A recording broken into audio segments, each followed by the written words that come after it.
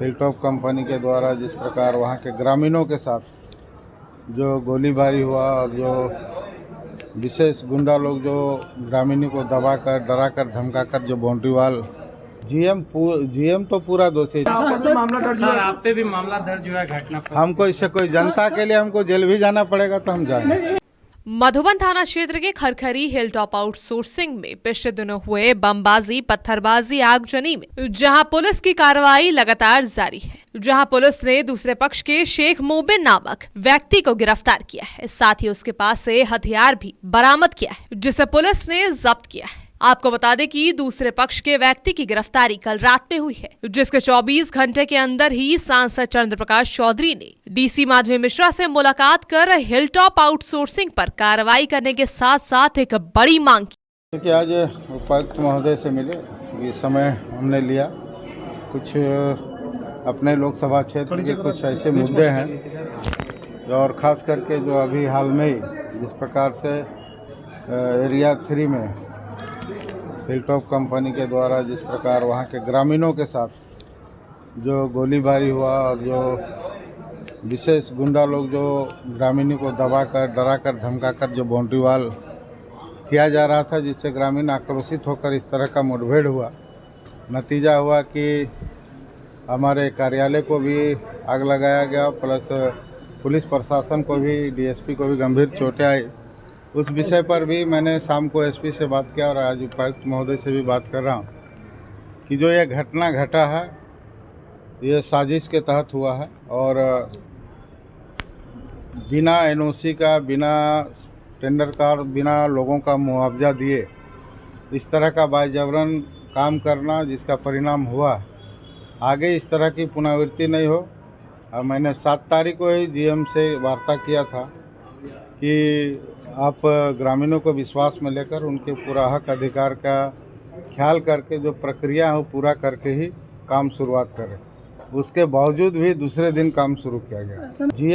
GM तो पूरा दोषी है, चूँकि उनका क्षेत्र है और उस प्रोजेक्ट का जीएम है तो पूरी जवाबदेही जीएम पर है। और हिलटॉप पर तो हम लोग कार्रवाई करेंगे ही। अभी लोकसभा में भी मैंने प्रश्न अपने ओर से वहाँ पर रखूँगा कि हिलटॉप के द्वारा इस तरह से असामाजिक तत्वों का जो इस्तेमाल किया है और ग्रामीणों को बिना विश्वास में लिए जिस प्रकार से काम हुआ, हमको नहीं लगा तो अंग्रेज से भी बुरा कानून अभी दिख रहा। लेकिन हमारे रहते लोगों को, विस्थापितों को उसका पूरा हक का ख्याल रखा जाएगा और इस तरह की घटना ना हो, ये प्रशासन को भी मैंने अपनी ओर से बात रखा है कि यह इस तरह का घटना दोबारा ना हो। यदि लोगों को इस तरह से दबाया जाएगा, धमकाया जाएगा तो अब यह चीज़ हम बर्दाश्त नहीं करेंगे। हम लोगों के साथ रहेंगे, पब्लिक और जो विस्थापित है उसके साथ हम हमेशा। साजिश की बात कहें तो आपका इशारा किसके तरफ है? कौन साजिश करता है? देखिए, वो हिलटॉप कंपनी जो है जिस प्रकार से काम बिना डिमार्केशन का, मैंने डीसी से भी पूछा उपाय कि भाई आप जो सीमांकन हुआ बिना सीमांकन का, बिना डिमार्केशन का, बिना जिला प्रशासन का कोई भी अधिकारी को कोई जानकारी नहीं और यह काम शुरू होना मतलब कहीं से अनुचित है और इस पर कार्रवाई होगा। आप देखिएगा। क्या बताइए आपको? निश्चित है, जो मैंने डिमांड किया लिखित रूप से जो मांगा है, जो सारी प्रक्रिया है, जो टेंडर प्रक्रिया होने के बाद जो आप फॉरेस्ट क्लियरेंस आज तक नहीं हो पाया, इन्वायरमेंट क्लियरेंस आज तक नहीं हो पाया, विस्थापितों को कहाँ विस्थापित करेंगे यह भी तय नहीं हो पाया। आप उसके बाद काम शुरू करना, ये कहीं से नहीं। सर आप पे भी मामला दर्ज हुआ है घटना पर। हमको इससे कोई जनता के लिए हमको जेल भी जाना पड़ेगा तो हम जाएंगे। पुलिस की कार्रवाई से सांसद की भी नाम आ रहा था, स्थानीय सांसद की। मैं कहने की बात नहीं, कार्रवाई पर कैसी कार्रवाई होगी? जो अपराधी तत्व के लोग हैं उस पर कार्रवाई करे, प्रशासन कार्रवाई करे, कार्रवाई हो भी रहा है और कड़ा से कड़ा सजा मिले ताकि ऐसे अपराधी तत्व के लोगों को सबक मिले, अन्यथा इस तरह की घटना होती रहेगी। सर, पुलिस की कार्रवाई को लेकर के आप कितना संतुष्ट हैं? कार्रवाई हो रही है, पुलिस कार्रवाई कर रही है, लेकिन हम यही कहेंगे कि जो पुलिस अधिकारी को लोग चुनौती देते हैं, अपराधियों का कितना मनोबल बढ़ा है आप समझ सकते हैं। वहीं डीएसपी अरविंद कुमार ने बताया कि 19वें अभियुक्त शेख मोबिन की गिरफ्तारी की जा चुकी है, जिनके पास से पिस्टल और जिंदा गोली बरामद की गई। वो भी बता देंगे। वो कल बीते दिनांक 20/1/2025 को जो घटना 9 तारीख को घटी थी, 9 जनवरी को, जिसमें दो गुट के बीच आपस में लड़ाई हुई थी, शेख डब्लू और काड़ू यादव वाले में। अब बाद में फाइनली उनके विवाद के बाद जो और घटनाएं घटी उसमें डीएसपी सर भी जख्मी हो गए थे। तो उसी क्रम में डब्लू शेख के ग्रुप का शेख मोबिन को गिरफ्तार किया गया है, जो उस कांड में था भी, हथियार के साथ था और हथियार को कहीं रखा था जंगल में एक खरखड़ी के आगे। तो वहाँ से वो फिर हथियार के साथ निकल रहा था। गुप्त सूचना के आधार पर वरीय पुलिस अधीक्षक और ग्रामीण पुलिस अधीक्षक के निर्देशानुसार एक टीम गठित कर छापामारी की गई और छापामारी के क्रम में उनको रंगे हाथ हथियार के साथ, जिसमें एक देसी पिस्टल है मैगजीन के साथ और चार गोली है, 7.65 का 4 गोली। कहाँ से गिरफ्तारी हुई है सर? ये उस दिन था, उस दिन शामिल था? हाँ, उस दिन था, अपनी संलिप्तता भी स्वीकारी है। और ये खरखरी के पास गर्भू थान कोई जंगल है, वहाँ से गिरफ्तार किया गया।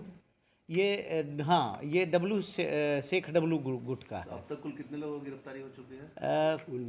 कुल 19 लोगों की गिरफ्तारी अभी तक हो गई है, दोनों गुट मिला के। और प्राथमिकी कितनी दर्ज हुई टोटल? प्राथमिकी कुल 12 प्राथमिकी दर्ज हुआ, ये जो लेटेस्ट लेकर के। वेपन में क्या क्या मिला सर इसके साथ में? हथियार में इसके साथ एक देसी पिस्टल मिला है मैगजीन के साथ, और जिसमें 4 7.65 बोर का जिंदा कारतूस। सीधे इसी के पास के मिला कि इसके सहयोगी घर में मिला है? नहीं, ये इसके पास से ही मिला है। जो छापामारी में टीम गई थी तो इनके पास से मिला है। ये एक्चुअली हथियार कहीं रखा था घटना के बाद, और फिर उस हथियार के माध्यम से हथियार को लेके या कहीं जा रहा था या मूव करने का प्रयास कर रहा था, तो पुलिस गुप्त सूचना के आधार पर उसको और भी लोग उपलब्धता कहाँ से हथियार इसको कौन दिया था इसको? इस संबंध में कुछ चीज़ बताया है जो अनुसंधान के क्रम में हम लोग उसमें आगे बढ़ेंगे।